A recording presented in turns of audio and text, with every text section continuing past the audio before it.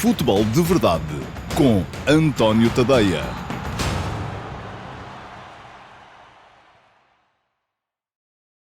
Olá a todos e sejam muito bem-vindos ao Futebol de Verdade Flash para o Sporting 3, Farense 2. O Sporting repetiu o resultado e até a marcha do marcador da partida da primeira volta com o Farense, e se então só conseguiu o gol da vitória mesmo no final, desta vez teve de sofrer até o último apito para assegurar um sucesso nervoso, mas muito importante. Tal como em Faro, os lisboetas cedo se adiantaram e chegaram aos 2-0. Tal como então, deixaram os algarvios empatar a partida. E a única diferença foi que, desta vez, o gol da vitória chegou logo em cima do 2-2, lançando uns últimos 37 minutos tensos, em que o Farense mostrou a razão pela qual está do meio da tabela da Liga para cima. Nada faria prever, contudo, tamanha dificuldade. Tão evidente foi a superioridade leonina logo desde o arranque da partida. José Mota metia os seus 4 homens de trás nos 3 que os adversários tinham na frente e mandava os extremos acompanharem os alas adversários. Mas as dificuldades que estes tinham para seguir Gaio e Nuno Santos, face às subidas de Santos Justo e Mateus Reis, os centrais exteriores dos lisboetas, eram evidentes e iam causando inúmeros desequilíbrios em ambos os corredores. Foi de um lance destes, aliás, que nasceu o primeiro golo. Santos Justo lançou Edwards na lateral, este jogou dentro, em esgaio, e se o cruzamento do ala não foi extraordinário e acabou desfeito por Pastor, Bragança chegou à segunda bola e meteu-a nas redes com um belíssimo remate de pé direito. Estavam decorridos apenas 11 minutos. Mota trocou então os extremos de lado, mas se isso viria a ajudá-lo ofensivamente, no momento defensivo foi irrelevante, que o Sporting continuou a mandar e podia mesmo ter acabado ali com a discussão da partida. Santos Justo acertou no poste aos 24 minutos, Thalys fez um corte para a própria barra aos 25 e Gyökeres, aos 29, marcou mesmo o 2-0. O desenho da jogada contou desta vez com a presença de Nuno Santos mais atrás e com uma solicitação para a diagonal de Pedro Gonçalves, que da linha de fundo cruzou a rasteiro para o desvio do sueco em antecipação a Zac Muscat.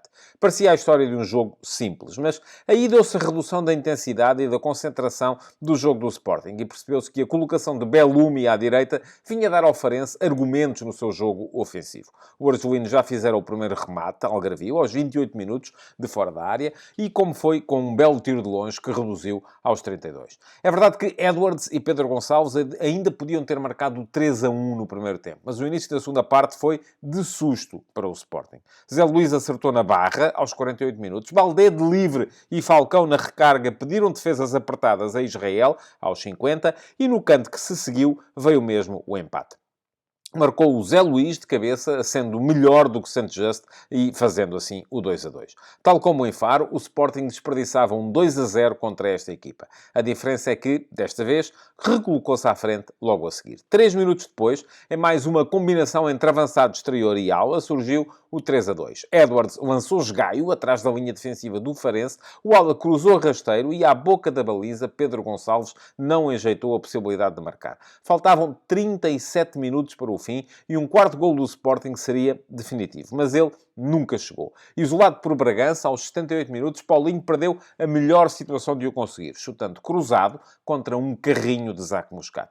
E mesmo não criando situações de perigo e só rematando 2 vezes, ambas de longe, na última meia hora, o Farense foi tendo bola e gerando algum nervosismo no adversário.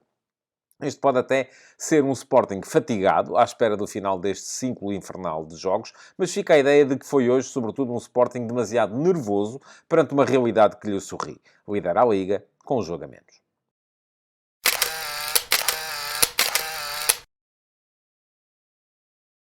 E passemos então à fotografia tática deste Sporting Farense, um jogo em que ambos os treinadores, tanto o Ruben Amorim como o José Mota, fizeram 4 alterações relativamente aos 11 que tinham utilizado na última vez que tinham trazido as suas equipas ao campo. No caso do Sporting, foi há menos tempo, foi na quinta-feira, o jogo contra o Benfica, a vitória por 2-1 a contar para a Taça de Portugal, e Amorim trocou 4 homens relativamente a essa partida. Saíram do 11 Eduardo Quaresma, Coates, Jenny Catamo e Morita, para entrarem Santos Justo, Nuno Santos, Ricardo Gaio e Daniel Bragança, sendo que a troca de um dos centrais por Nuno Santos implicou a passagem de Mateus Reis de ala esquerdo para central pelo lado esquerdo. Sendo assim, o Sporting surgiu no seu habitual 3-4-3, com Franco Israel mais uma vez na baliza. Ele era o guarda-redes das taças, mas voltou a jogar hoje, uma vez que Adam se magoou no treino a seguir a esse jogo contra o Benfica. Depois, tripla de centrais, com o Sant Just mais sobre o lado direito. Regresso do neerlandês após mais uma lesão. Diomande foi o central do meio, na posição que normalmente é ocupada por Coates, e Mateus Reis, o central esquerdo. Mais à frente, Ricardo Jogaio foi o ala direito, Nuno Santos o ala esquerdo, e a dupla de médios era formada por Morten Hulben e Daniel Bragança. Os três da frente foram os mesmos da partida contra o Benfica. Marcos Edwards sobre a direita, Pedro Gonçalves sobre a esquerda e Gyökeres como ponta de lança. Esta disposição do Sporting teve hoje uma enormíssima colaboração ofensiva dos centrais exteriores. Tanto o Santos Justo, o central direito, como o Mateus Reis, o central esquerdo, se disponibilizavam para subir com bola, o que desde logo veio causar grandes problemas na organização defensiva do Farense. Mas olhemos para a equipa do Farense para dizer que José Mota fez também 4 alterações relativamente à equipa que tinha perdido com o Moreirense por 1-0 em jogo de campeonato no último fim de semana. Trocou o lateral esquerdo, Talocha, por Talis. Trocou ainda Mateus Oliveira, jogador de meio campo, por Cláudio Falcão, sendo que Mateus Oliveira não jogou porque estava castigado. Foi suspenso na sequência da ação disciplinar nessa partida contra o Moreirense. Trocou ainda Rafael Barbosa por Belumi na frente e trocou o ponta de lança Bruno Duarte por Zé Luís, neste caso por lesão do titular. Assim sendo, o Farense apareceu no seu habitual 4-3-3, embora com uma componente um pouco mais defensiva na zona de meio-campo, porque o triângulo de meio-campo, que muitas vezes aparece em 1+2, desta vez apareceu em 2+1. Mas já lá vamos. Na baliza jogou Ricardo Velho, depois quarteto defensivo com Pastor à direita, Talis à esquerda, Gonçalo Silva e Muscat eram os dois centrais. Uma dupla de médios mais defensivos destinada a proteger os seus centrais, formada por Falcão e por Cáceres, sendo que Baldé iniciou o jogo como extremo direito, Belumi como extremo esquerdo, Fabrício Isidoro era o médio mais ofensivo e Zé Luís o ponta de lança. Isto, no ponto de vista ofensivo, era assim que funcionava. A defender, qual era a ideia? Era que Pastor e Talis, os dois defesas laterais, acompanhassem sobretudo as movimentações dos avançados interiores do Sporting, isto é, Pastor sempre muito próximo de Pedro Gonçalves, Talis sempre muito próximo de Marcos Edwards, o que deixava os dois extremos, Baldé e Belumi, com a incumbência de acompanharem os alas do Sporting. Isto é, sempre que Nuno Santos subia pelo corredor esquerdo do Sporting, era Elvis Baldé quem devia acompanhá-lo. E sempre que Ricardo Jogaio subia pelo corredor direito do Sporting, era Belumi quem tinha a incumbência também de o acompanhar. A questão é que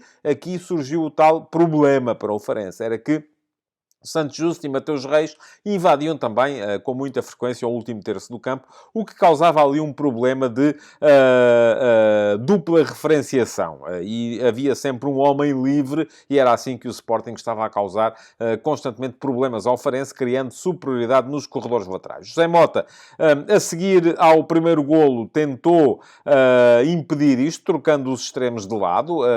Belumi passou da esquerda para a direita, Baldé da direita para a esquerda. Isto não veio ajudar no plano defensivo, o Farense continuou a ter muitos problemas, mas veio a ser útil no plano ofensivo. Porquê? Porque Belumi, com o seu pé esquerdo a sair do corredor direito, criava mais situações de potencial remate, e foi ele, inclusive, que veio a reduzir com um belíssimo remate de fora da área a desvantagem para a equipa do Farense. Mexeu.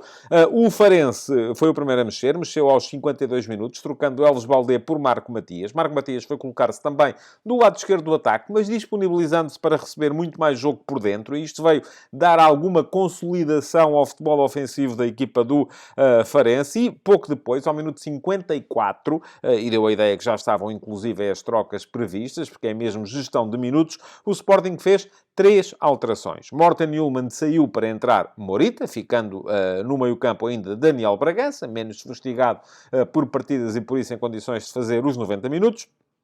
Pedro Gonçalves saiu também para dar entrada a Francisco Trincão, e Pedro Gonçalves tinha acabado de marcar o 3-2 para o Sporting, que foi imediatamente substituído, e Mateus Reis também saiu para dar entrada a Eduardo Quaresma, que foi colocar-se do lado esquerdo da tripla de centrais do Sporting. Voltou a mexer ao minuto 64 o Farense, trocando Fabrício Isidoro por Vítor Gonçalves, sem grandes alterações no plano tático, e depois ao minuto 69, percebendo que precisava de meter alguma calma no jogo, alguma experiência no jogo, Ruben Amorim fez sair Santos Just, também a condição física do neerlandês tem naturalmente que ser gerida, para entrar Coates. E Coates foi para o centro da defesa do Sporting, derivando Quaresma da esquerda para a direita e Diomande do centro para a esquerda. Isto é, os três centrais do Sporting passaram a ser Quaresma à direita, Coates ao meio, Diomande à esquerda. Ao minuto 78, última alteração do Sporting, a troca de Edwards por Paulinho, o que levou a que Trincão, que estava a jogar pelo lado esquerdo, fosse para o lado direito, onde se sente mais à vontade, e Paulinho foi para avançado interior esquerdo, e por fim, ao minuto 83, mexeu o Farense. Fez 3 alterações José Mota. Trocou Bellamy por Christian Ponde, trocou José Luís por Velásquez e trocou um defesa central, Muscat, por Rafael Barbosa. Rafael Barbosa foi colocar-se a extremo direito, indo Falcão para central, para perto de Gonçalo Silva. Isto quer dizer que o Farense passou então a um 4-3-3 mais clássico, com Pastor, Gonçalo Silva, Falcão e Tales mais atrás. Cáceres era o único médio mais defensivo, tendo à sua frente Christian Ponde, que se aproximava mais do ponta de lança, Velásquez e Vítor Gonçalves, com Marco Matias aberto na esquerda e Rafael Barbosa aberto na direita. Já não chegou, no entanto, para que o Farense conseguisse fazer o gol do empate.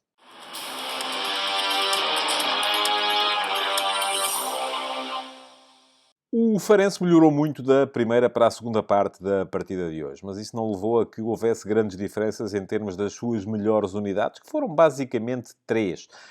Gonçalo Silva foi sempre um esteio no setor defensivo, muitos cortes importantes, muitas vezes a impedir sequer o adversário de rematar, e muitas vezes conseguiu antecipar-se aos avançados do Sporting e a Gyökeres, por sinal. Bellamy foi fundamental na forma de levar a bola com o seu pé esquerdo, sobretudo quando passou para o corredor direito do ataque, porque foi quase sempre através de iniciativas do Argelino que o Farense chegou às zonas de finalização com algum perigo. Zé Luís teve muitas dificuldades no início na forma de lidar com o futebol mais físico de Diomande, que era quem ia muitas vezes ao choque com ele, nas bolas mais longas, mas assim que a equipa passou a abdicar desse tal futebol mais direto, passou a ter outro tipo de argumentos e apareceu no jogo com alguma capacidade. Foram eles os 3 melhores da equipa do Farense. Os heróis do jogo estiveram, no entanto, do outro lado. E quer-me parecer que, apesar da boa primeira parte de Marcos Edwards, sempre muito ativo, dá a ideia que estourou a partir de determinada altura, apesar das dificuldades que foi mostrando, Gyökeres continuou a ser um jogador potencialmente desequilibrador, muitas dificuldades causou ao último reduto Farense e marcou o seu golo, mas os 2 melhores da partida foram mesmo Pedro Gonçalves. Pedro Gonçalves é ele que faz o golo da vitória, faz uma belíssima assistência para Gyökeres, e Daniel Bragança, pela forma como foi sempre ativo na recuperação do jogo, na criação do jogo, marcou um belíssimo golo também e foi, do meu ponto de vista, o herói do jogo hoje.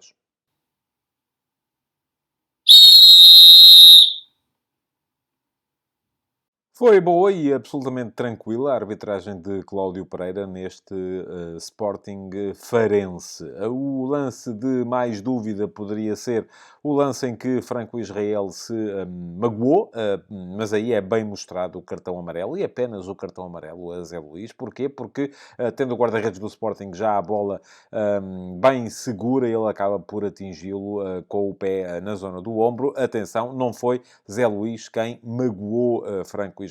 Franco Israel magoou-se porque no lance estava também Mateus Reis, e é o defesa do Sporting que inadvertidamente acaba por colocar o Piton na cara do seu próprio companheiro de equipa, deixando-o a sangrar da face. Portanto, cartão amarelo e apenas cartão amarelo para Zé Luís, bem mostrado nesse lance. Em todo o jogo, Cláudio Pereira teve sempre o cuidado de deixar jogar, já uma forma de apitar que tem vindo a ser habitual neste árbitro, é frequente vê-lo a fazer sinal para os jogadores para continuarem a jogar, para não se deixarem cair para o chão ao mais pequeno contacto, voltou a fazer isso, e isso permite que o jogo tenha mais fluidez, que o espetáculo seja melhor, quanto muito poderá encontrar-se-lhe um erro por não ter mostrado cartão amarelo a Taulis ao minuto 60, quando derrubou a Edwards num lance que parecia promissor. Terá sido mesmo o único erro de toda a partida, mas isso não chega para que a arbitragem de Cláudio Pereira deixe de ser boa, porque foi isso que aconteceu. Futebol de Verdade